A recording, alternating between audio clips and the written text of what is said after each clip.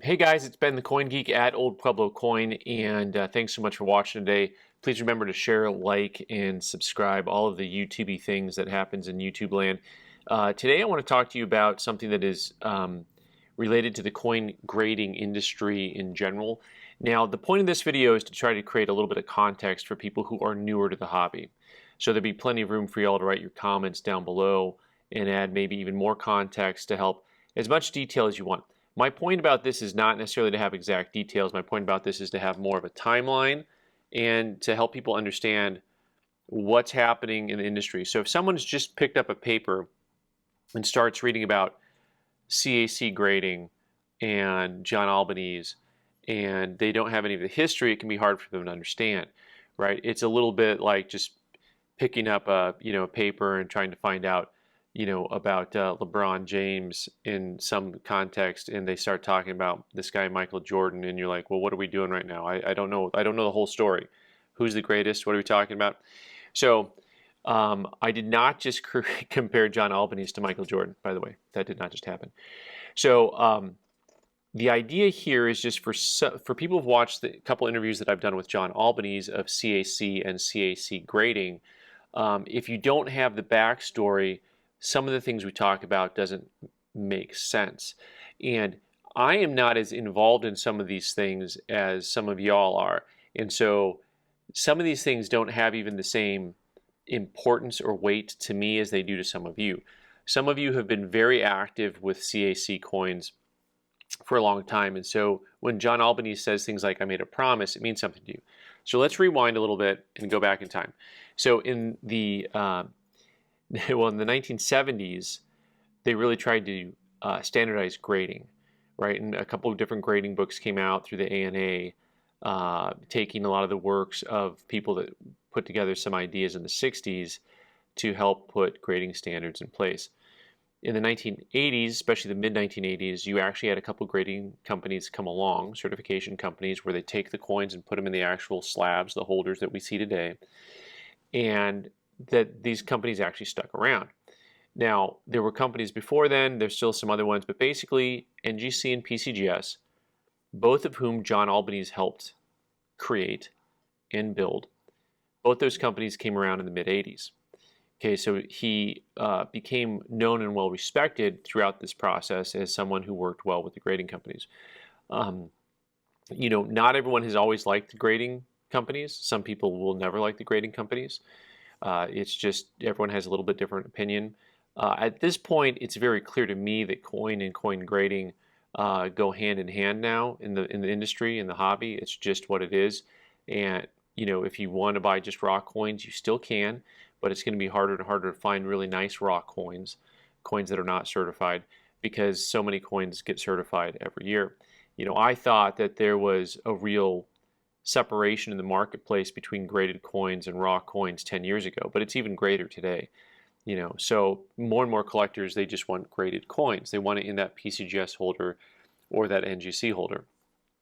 And somewhere about 15 years ago, John Albanese, he had stepped away from being with these grading companies, but he was already doing his own stuff on the side. He was a coin dealer. He came up with a concept, undoubtedly with pressure from friends, who said, what if you took coins that were already graded? Because if you take 100 coins that are graded, this is, by the way, this way predates the CAC movement. 25 years ago, we said the same thing. If you take 100 coins that are graded MS65 and you lined them up, you're going to have coins that are very on par. You're going to have some coins that are substandard, and you're going to have coins that are really above average for the grade. Everybody agreed to that. That's just a truthful statement. You could probably even agree that basically all of those coins are graded properly. Now, that some of you will debate that, but the reality is I find very few coins that are actually overgraded, right? It's just not something you see very frequently. So that low end of the spectrum, meh, average, okay. And then there's always some that are like, okay, this is really nice for the grade. So what John Albanese did with his Certified Acceptance Corporation CAC, he invented a little green sticker that if the coins were on the nice end for the slab, sticker goes on it, right? This was for a couple reasons, right? So I thought it was ridiculous at the time. You know, full disclosure, I really thought it was silly. I'm like, the coins are already graded. Now we're grading the grading. But I understand from a collector's perspective why this makes sense. Because basically, if you have someone in the industry that you trust their eye, you trust their experience, they're saying, okay, this is the nice one for the group. This is nice.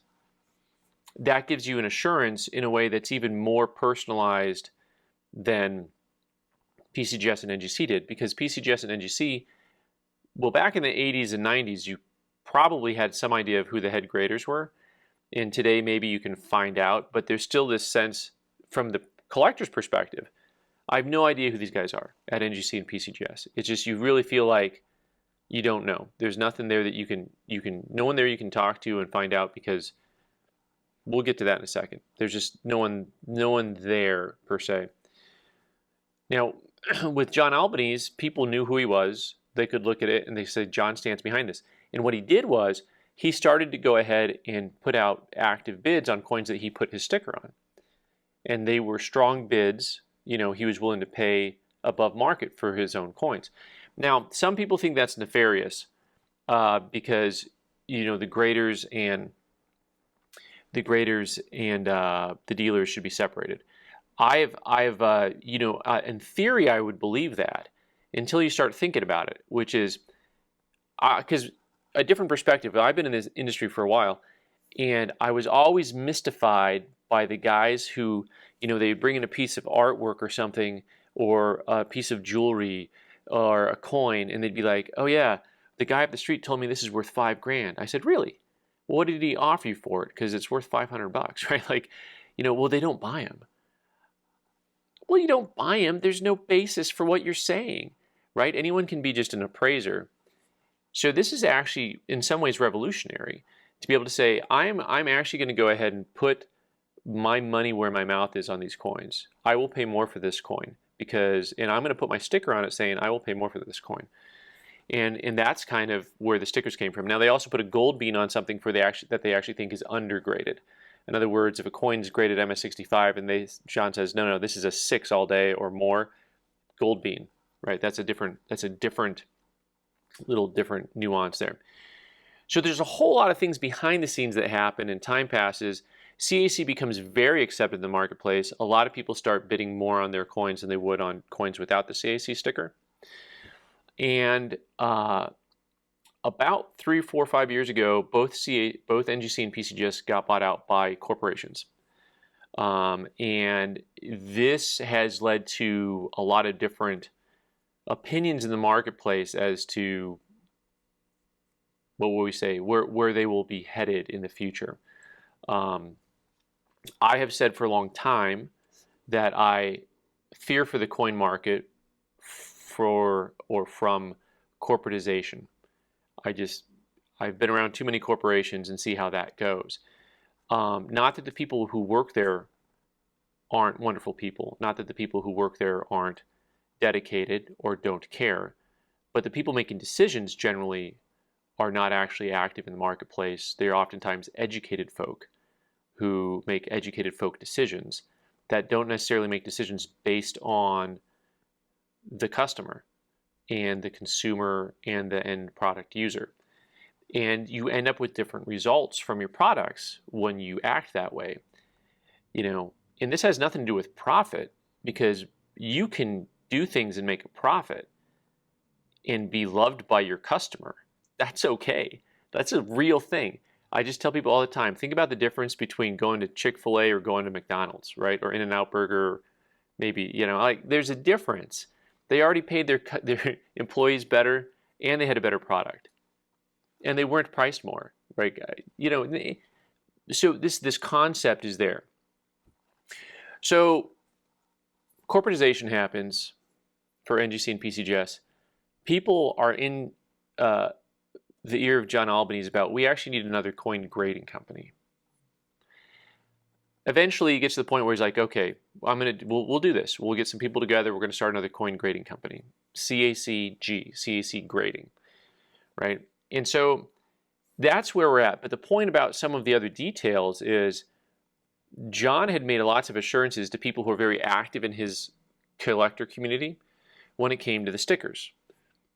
And so transitioning from what they've been to what they're going to be doing, there were new concepts that came out of this that weren't there when they started stickering coins, right? When they started putting the CAC sticker on something, they didn't have to think about, well, what happens if one day we start a grading company? Because that was not ever on the table. That was not an idea that they had.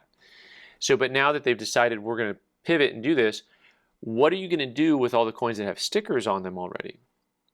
And when you grade your own coins, are you going to put stickers on your own graded coins? They're not doing that because their graded coins replace the sticker, right? So, but if you have an NGC or PCGS coin and that already has a sticker on it, you can cross the coin over, which means you send it in to CACG.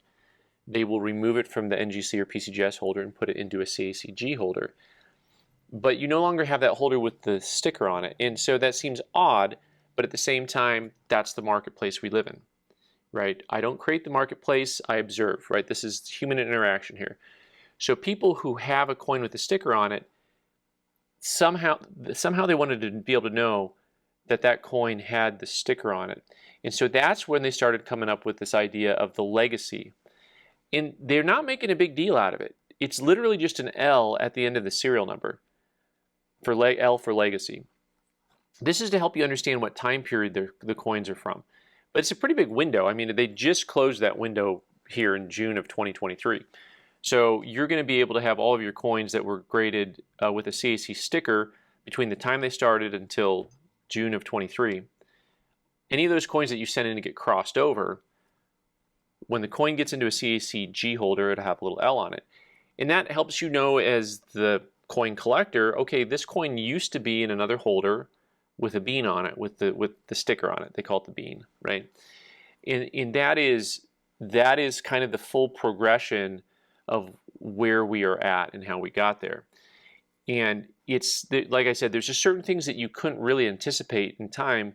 You have to understand the timeline a little bit to understand where we're at, because decisions don't make sense without the history if you don't know where we've come from. Because otherwise it would just be like, hey, you and me, let's go ahead and start a grading company. What are we going to do? Okay, we'll make some holders. We'll do this, we'll do that.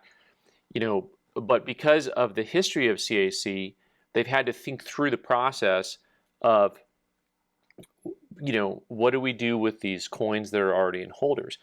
Now, John has already mentioned out loud, if you have an old coin graded and it has the gold sticker on it, he says it makes more sense to him to keep it in the other company's holder with the gold sticker on it, because he believes that that market will be different.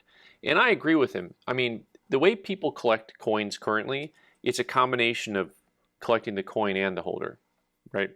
So you can see what's happened in the last half decade for holders, and it's been quite the transition. So anyways, guys, thanks so much for watching. I'm Ben the Coin Geek. You can subscribe by clicking on the owl button in the corner and watch more videos on the right side of the screen. Thanks.